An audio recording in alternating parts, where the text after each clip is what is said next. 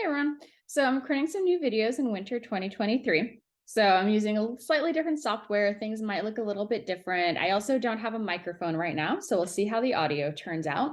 But I wanted to start out today talking about carbohydrates, and we're going to start with an introduction and monosaccharides. So there's going to be multiple videos for this topic. So our initial learning goals are to be able to identify carbohydrates and define their importance to human health. And then we also want to be able to draw some simple monosaccharides, as well as identify their stereocenters. So we're going to see lots of stereochemistry in this set of lectures. So to start out, a carbohydrate is formally defined as a polyhydroxyl aldehyde or ketone. So we can break this down using terminology that we know from before. So there's an aldehyde or ketone. So that's going to tell us that there's going to be at least one carbonyl group or one CO double bond. We also know there's going to be polyhydroxy groups. So that means we're going to have multiple hydroxy or OH groups that are on adjacent carbons. And then the placement of the hydroxy groups is going to be distinct from what would otherwise be a carboxylic acid or ester. So here are a couple examples with common sugars, so glucose and fructose, which are two you've probably at least heard of before. So in both glucose and fructose, we have our carbonyl or CO bond. In glucose, it's an aldehyde, and in fructose, it's a ketone. We also have multiple hydroxyl groups. So we have these OH groups that are on the adjacent carbons. So we have 1, 2, 3, 4, 5 hydroxy groups in glucose. And we also have 1, 2, 3, 4, 5 hydroxy groups on fructose. So you can see that these are distinct from would be a carboxylic acid or ester, because they're on adjacent carbons. So we have a carbon-carbon bond between the carbonyl and the first hydroxy group. So we have our carbonyl carbon-carbon bond, and then a hydroxy group. With fructose, we can also go up and see the same thing. So we have our carbonyl, a carbon-carbon bond, and then our hydroxyl group.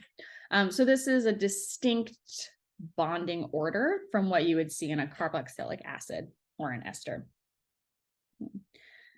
And so the chemical formula for a simple carbohydrate can always be written as CnH2ON.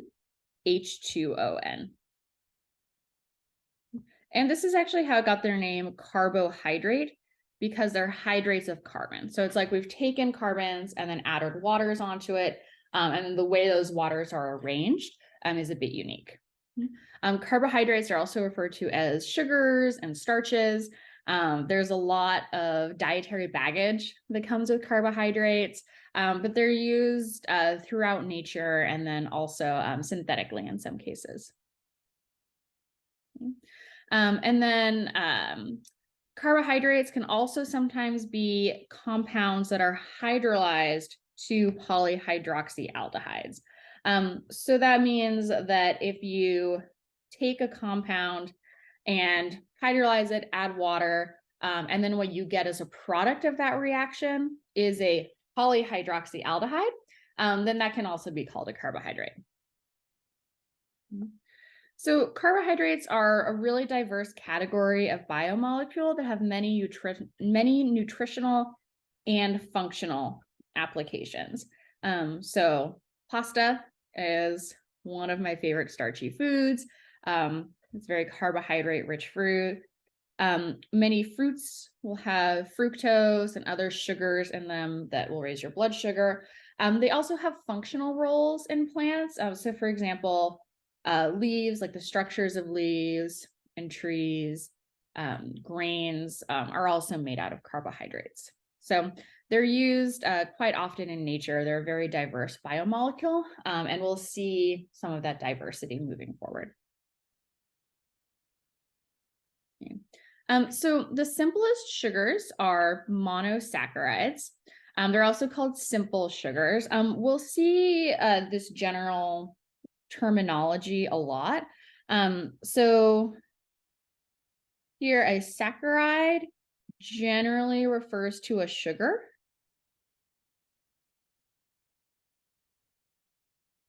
And then the mono means there's just one unit. So we'll see with disaccharides and polysaccharides that we can take these sugar units and stitch them together into larger polymers. But for now, we're going to stick with monosaccharides. So just like one simple sugar at a time. These are the simplest category of carbohydrate. And then monosaccharides will typically have 3 to 6 carbons. So that's just like in general in terms of like what we find. We usually draw them out as Fisher projections. So we number the carbons with C1 at the top.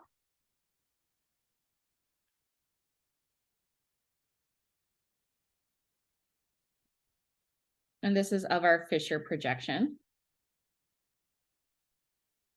And then C6 are the last, or remember going down to the bottom. So in this case, C6 is at the bottom. So we're going to number our carbons going down.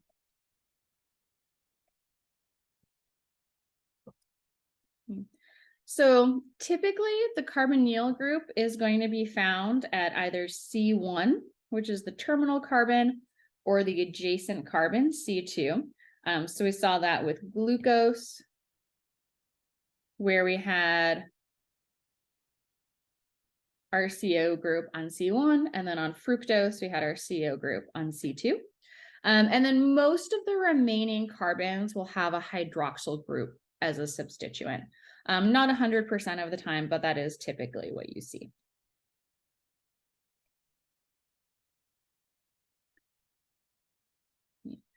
So just some terminology. If the carbonyl is an aldehyde, then the carbohydrate is called an aldose. So here's a very simple example, glyceraldehyde. Glyceraldehyde is a 3-carbon sugar. So we have our C1, our C2, and then our C3. So glyceraldehyde is an aldose. Glucose is also an aldose.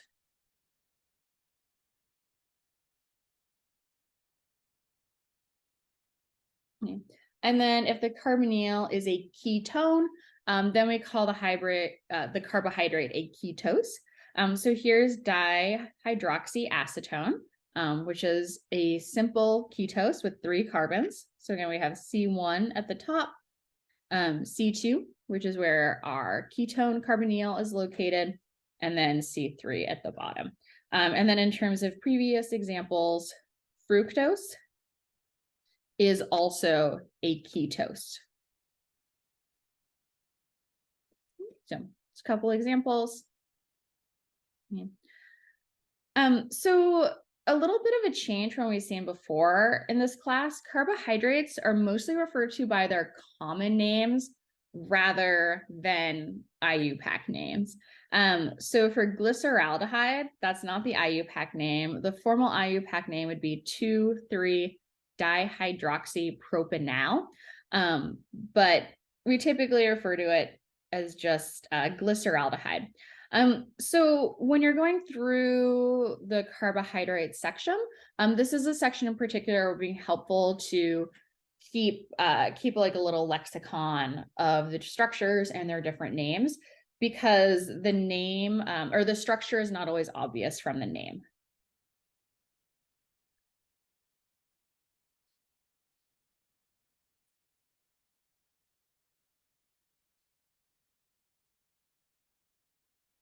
So just something to keep in mind.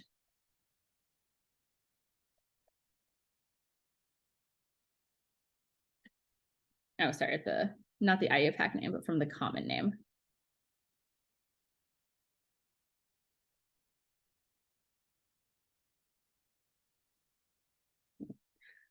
Okay, and then also just a quick note on drawing sugars. So far we've drawn the simple carbohydrates as Fisher projections, but we don't have to. So here's our Fisher projection of glyceraldehyde. It looks a little different from some of the Fisher projections you've seen before because we have a trigonal planar carbon.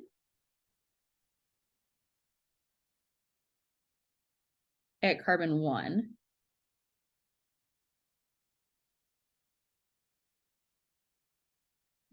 So that's where you see these 60-degree angles.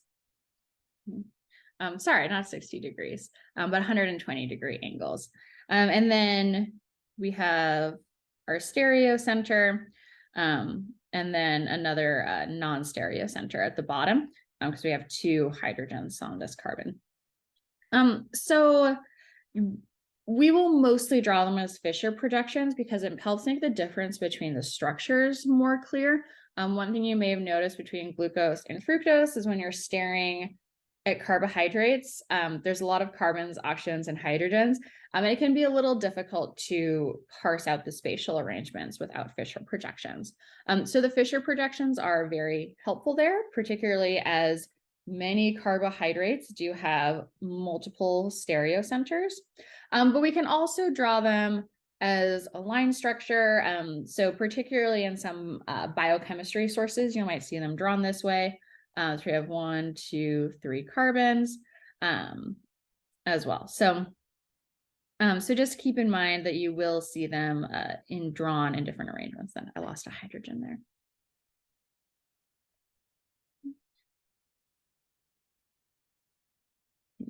So there's a lot that you'll see that is convention, but not necessarily mandatory. So you can still see some variety.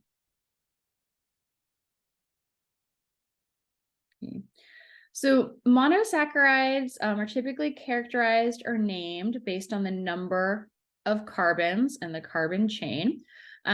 Here we'll pull that "-ose" suffix out again. So you'll see above we are naming our aldose or ketose. We had this "-ose" ending, which typically means we have a sugar or a carbohydrate. We'll see the same when we name based on the number of carbons. So if you have 3 carbons in your chain, that's a triose. 4 carbons is a tetrose. 5 is a pentose, and then 6 is a, excuse me, 6 carbons is a hexose. So our glyceraldehyde, we can characterize as an aldose or a triose. We could say it's a triose aldose or a trialdose. Our dihydroxyacetone is a ketose. It's also a triose, so it has 3 carbons. We call it a triketose. And then our glucose has 6 carbons, so 1, 2, 3, 4, 5, 6. So this is a hexose. And then the carbonyl is on carbon 1, which makes it an aldose as well.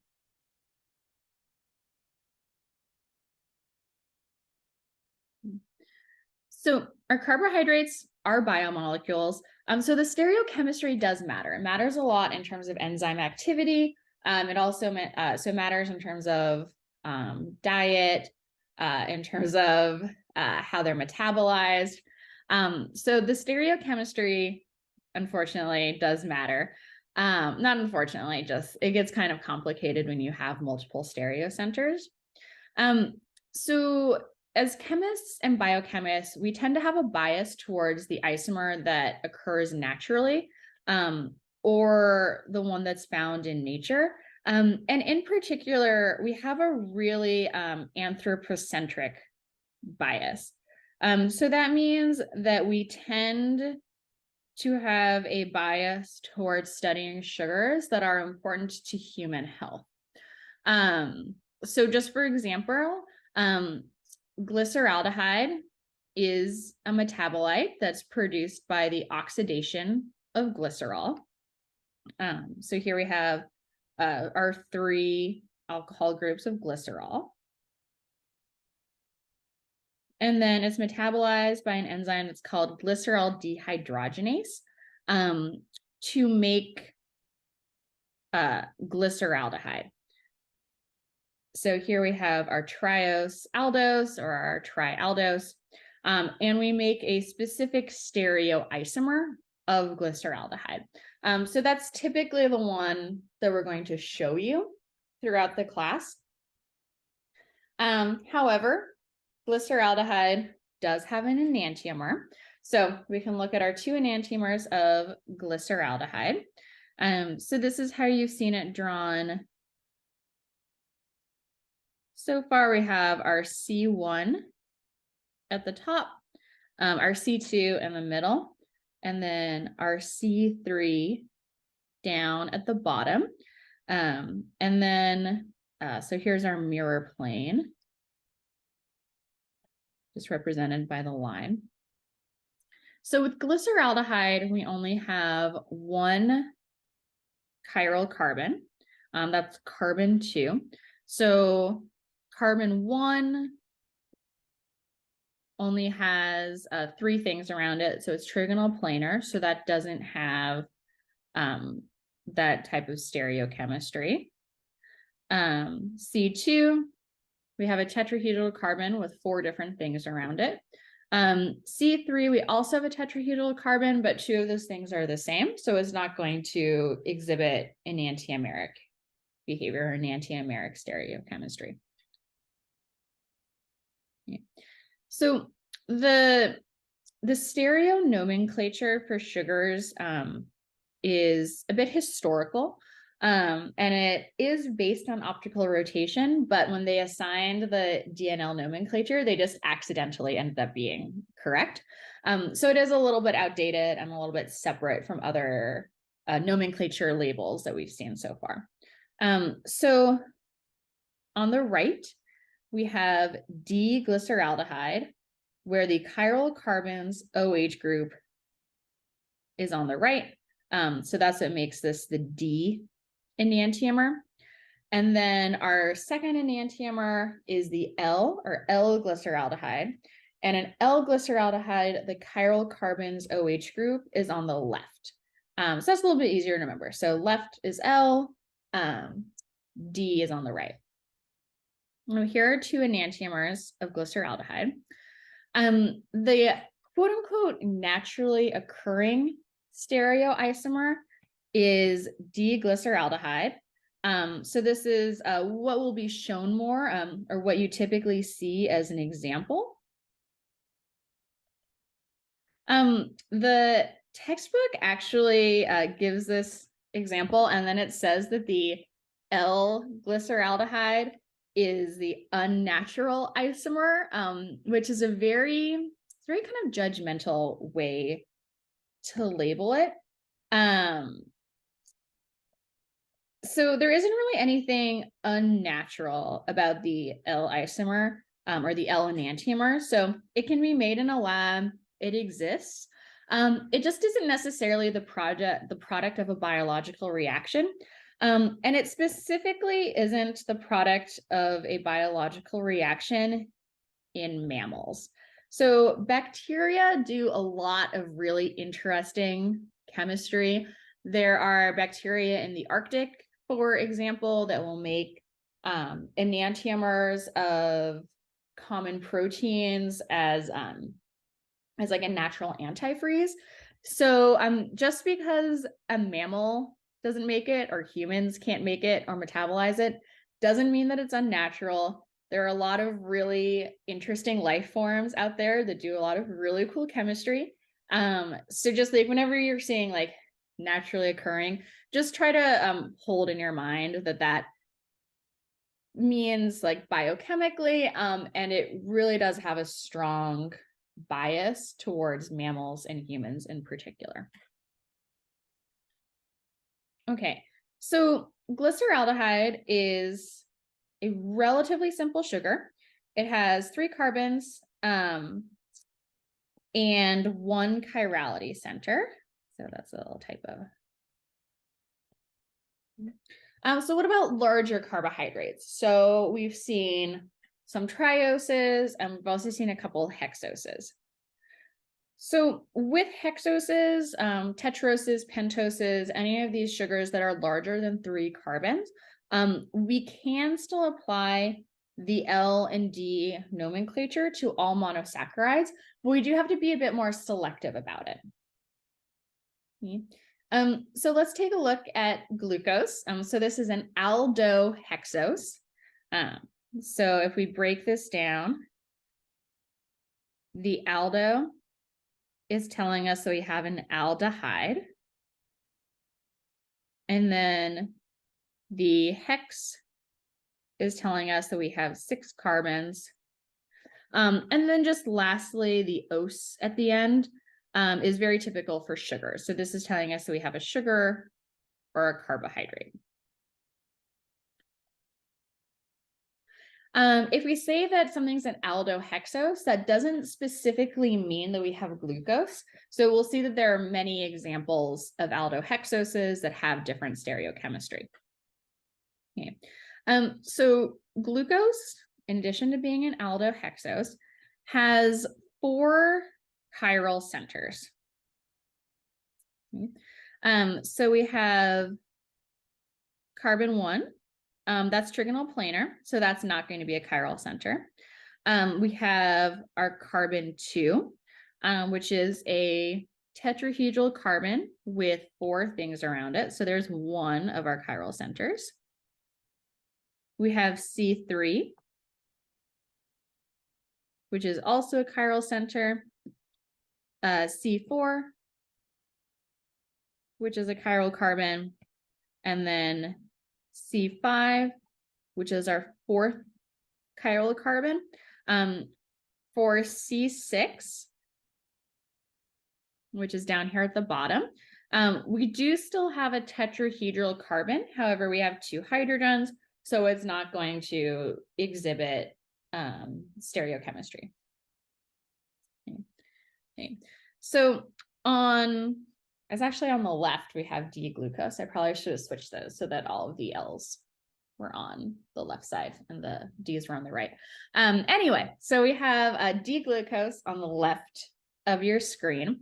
So when we assign D or L to a sugar, we want to look at the hydroxyl group that is furthest away from the carbonyl. So we're going to start with our carbonyls at C1 in glucose. And then we want to look for the hydroxyl group that is on a chiral carbon furthest from the carbonyl. So we're going to go down C2, C3, C4, and then we're going to look at C5. So specifically, furthest away from the carbonyl and on a chiral carbon.